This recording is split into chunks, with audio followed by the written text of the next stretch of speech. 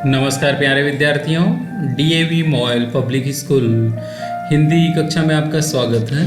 आज मैं आपकी कक्षा 10वीं में पढ़ाने जा रहा हूँ हिंदी व्याकरण में पदबंध। आप इसके पूर्व इस विषय वस्तु को नहीं पढ़े होंगे क्योंकि सीबीएसई के माध्यम से इस वर्ष इस सत्र में 2020-21 सत्र में आपके व्याकरण खंड में जोड़ा गया है नया विषय पदबंध।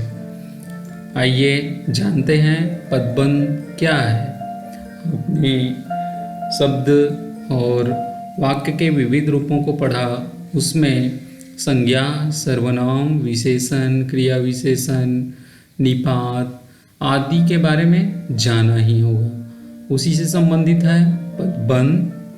कई पदों के योग से बने वाक्यांश को जो एक पद का काम करता है उसे पदबंध कहते हैं। जैसे हम कोई वाक्य पढ़ते हैं वह अनेक शब्दों से मिलकर बना होता है और सार्थक भी होता है, तो वो सार्थक शब्दों में अनेक पदों का समावेश होता है। इस प्रकार से ये पदबंध कई पदों का समूह है और एक व्याकरणिक इकाई के रूप में कार्य करता है, तभी वह पदबंध कहलाता है। क्योंकि उसमें कई शब्द मिलते हैं और एक इकाई के रूप में, एक यूनिट के रूप में काम करते हैं। पदबंध वाक्य का एक अंश होता है। वाक्यांश की इकाई संज्ञा, सर्वनाम, विशेषण, क्रिया विशेषण आदि के रूप में आ सकती है। उस पद में संज्ञा, सर्वनाम, विशेषण, क्रिया विशेषण आदि कोई भी रूप हो सकते हैं। आइए जानते हैं पदबंध चुनते समय अंतिम शब्द जिस शब्द भेद का होता है उसी के अनुसार संज्ञा, सर्वनाम, विशेषण, क्रिया या क्रिया विशेषण पदबंध होता है। उदाहरण के रूप में देखिए, इतना बड़ा और सुंदर उद्यान मैंने पहले नहीं देखा था। इसमें जो लाल रंग में अंकित शब्द है उसमें देखिए इतना बड़ा और सुंदर, तो ये भाववाचक संज्ञा है, संज्ञा पदबंध हुआ। सदा सत्य के पक्षधर आप झूठ सुनकर चुप रहे, यहाँ पर आप शब्द प्रयोग हुआ है, तो आप संज्ञा के बदले प्रयोग होने वाले शब्द सर्वनाम है, तो सर्वनाम पदबंध हुआ। उस विशाल और गगनचुंबी महल की शोभा अद्भुत थी। अब विशाल और गगनचुंबी यहाँ पर विशेषण के रूप में प्रयोग किया गया है, तो यह विशेषण पदबंध हुआ। वैभव और श्रद्धा खाना खा चुके होंगे, यहाँ पर खा चुके होंगे तो खाना क्या है? क्रिया है। खाना, जाना, उठना, बैठना ये सब क्रिया के अंतर्गत आते हैं, तो ये क्रिया पदबंध हुआ।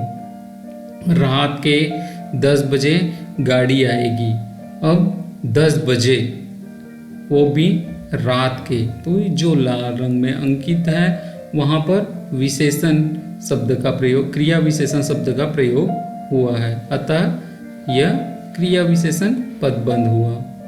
इस प्रकार से ऊपर दिए गए वाक्य में इतना बड़ा और सुंदर उद्यान, इनमें अंतिम शब्द उद्यान है जो संज्ञा शब्द है, इसलिए ये संज्ञा पदबंध हुआ। दूसरे वाक्य में सदा सत्य के पक्षधर आप सर्वनाम पदबंध है। यदि कुछ विद्वान सर्वनाम पदबंध को भी संज्ञा पदबंध भी कहने लगते हैं, परंतु तीसरे वाक्य में हम देखेंगे उस विशाल और गगनचुंबी विशेषण पदबंध के अंतर्गत प्रयोग किया गया है। इसी तरह क्रिया पदबंध खा चुके होंगे, रात के 10 बजे क्रिया विशेषण पदबंध है। तो ये पदबंध के मुख्य 5 प्रकार है: संज्ञा पदबंध, सर्वनाम पदबंध, विशेषण पदबंध, क्रिया पदबंध और अंतिम क्रिया विशेषण पदबंध। आइए जानते हैं संज्ञा पदबंध क्या है। तो वाक्य में संज्ञा का काम करने वाला पद समूह संज्ञा पदबंध कहलाता है। किसी व्यक्ति, वस्तु, स्थान आदि को तो हम संज्ञा कहते हैं, नाम का बोध कराने वाले शब्दों को संज्ञा कहते हैं। जैसे देखिए यहाँ पर सबकी सहायता करने वाले बालक ही सबको प्रिय होते हैं। यहाँ पर बालक शब्द है वह शीर्ष पद है, शीर्ष पद है, शेष पद इसके बारे में कहे गए हैं। इसलिए यहाँ पर संज्ञा पदबंध प्रयुक्त है। दूसरा, सर्वनाम पदबंध। यह पद संज्ञा की तरह ही होता है, परंतु पदबंध के अंत में सर्वनाम होता है। संज्ञा के बदले प्रयोग किए जाने वाले शब्द सर्वनाम कहलाते हैं। अर्थात वाक्य में सर्वनाम का काम करने वाला जो पद होता है या पद समूह होता है वह सर्वनाम पदबंध कहलाता है। उदाहरण देखिए, सबसे डरने वाले तुम इतने बहादुर कैसे हो गए। अब यहाँ पर तुम शब्द किसी व्यक्ति के लिए प्रयोग किया गया होगा, परंतु तुम यहाँ सर्वनाम के रूप में प्रयोग है, तो तुम के बारे में कहा जा रहा है, तो ये सर्वनाम पदबंध हुआ। आशा करता हूँ कि आपको बहुत अच्छे से समझ आ रहा होगा। तीसरा देखते हैं, विशेषण पदबंध। संज्ञा की विशेषता बतलाने वाले जिन शब्दों के अंत में विशेषण हो वह विशेषण पदबंध कहलाता है। जैसे उदार हृदय दानी कर्ण का नाम किसने नहीं सुना। तो यहाँ पर दानी, दान शब्द से विशेषण शब्द बना है दानी, तो यहाँ पर विशेषण पदबंध हुआ। क्रिया पदबंध। चौथा, वाक्य या उपवाक्य में आए क्रियापद क्रियापदबंध कहलाते हैं। कोई भी वाक्य हो या उपवाक्य हो, उसमें आने वाले जो क्रियापद होता है, जैसे यहाँ पर लिख रहा था, रमन पत्र लिख रहा था, यहाँ एक से अधिक पद मिलकर क्रिया का कार्य कर रहे हैं। यहाँ काम होने का बोध हो रहा है, अतः यह कौन सा पदबंध हुआ, क्रिया पदबंध हुआ। पांचवा देखिए, क्रिया विशेषण पदबंध। क्रिया की विशेषता बतलाने वाले पद, जो क्रिया तो हो रहा है मगर क्रिया की फिर विशेषता बतला रहे हैं, वही तो क्रिया विशेषण कहलाता है।